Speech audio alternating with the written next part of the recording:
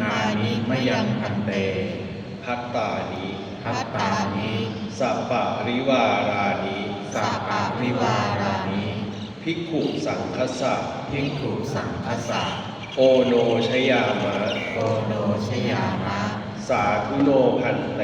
สาธุโนพันเต ภิกขุสังโฆ ภิกขุสังโฆ อิมานิ อิมานิ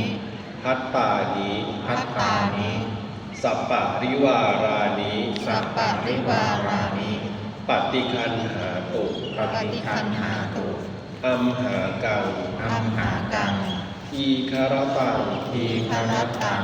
อิตายะ อิตายะ สุขายะ สุขายะ นิพพานายะจัก นิพพานายะจัก ข้าแต่พระภิกษุสงฆ์ผู้เจริญ ข้าแต่พระภิกษุสงฆ์ผู้เจริญ ข้าพเจ้าทั้งหลาย ข้าพเจ้าทั้งหลาย ขอน้อมถวาย ขอน้อมถวาย ภัตตาหาร ภัตตาหาร พร้อมด้วยบริวารทั้งหลายเหล่านี้ พร้อมด้วยบริวารทั้งหลายเหล่านี้ แด่พระภิกษุสงฆ์ แด่พระภิกษุสงฆ์ ขอพระภิกษุสงฆ์ ขอพระภิกษุสงฆ์ จงรับ จงรับ ภัตตาหาร ภัตตาหาร พร้อมด้วยบริวารทั้งหลายเหล่านี้ พร้อมด้วยบริวารทั้งหลายเหล่านี้ ของข้าพเจ้าทั้งหลาย ของข้าพเจ้าทั้งหลาย เพื่อประโยชน์ เพื่อประโยชน์ เพื่อความสุข เพื่อความสุข เพื่อมรรคผลนิพพาน เพื่อมรรคผลนิพพาน แก่ข้าพเจ้าทั้งหลาย แก่ข้าพเจ้าทั้งหลาย ตลอดกาลและนานเทอญ ต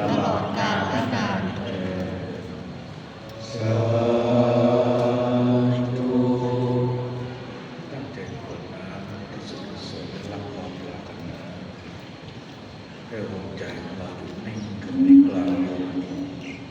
ที่เป็นดวงสว่างเป็นศูนย์กลางกายทั้งใจ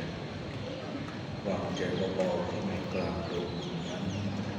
จนดวงขยายเพราะที่เราลืมถึงผู้ที่เราจะตั้งใจอุทิศส่วนกุศลให้แบ่งบุญให้ไม่ว่าท่านทั้งหลายเหล่านี้จะมีชีวิตอยู่ตามโลกนี้ก็ตามอันได้แก่ผู้มีพระคุณของเราทั้งหลายในคุณแม่คุณพ่อปู่ย่าตาทวดบรรพบุรุษครูบาอาจารย์ญาติสนิทและสหายสังฆชนบุคคลเป็นที่รักของเราทั้งหลายรวมทั้งเทวดารักษาของเราเทวดาที่รักษาพุทธศาสนาเทวดาที่เป็นสมาธิทั้งหลายอีกทั้งคู่เวรคู่กรรมและคืนเราร่วมเกิดกันมาเราขอสิ่งกันซึ่งกัน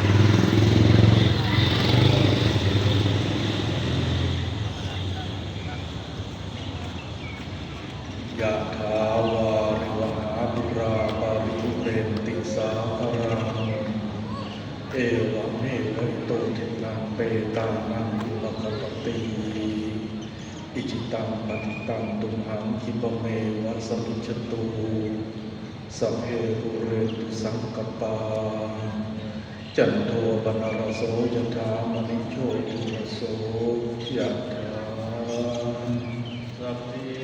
ติโยวิวัจจันตุสัพพะโรโควินาศตุมาเตภวัตวันตรายโยสุขีทีขายุโกภวสัพพิติโยวิวัจจัน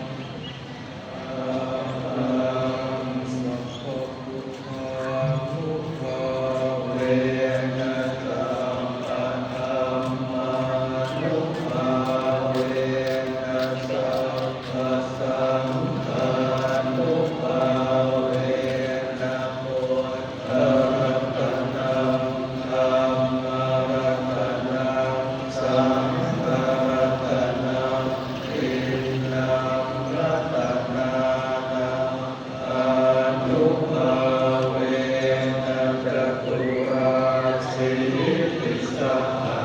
สัทธา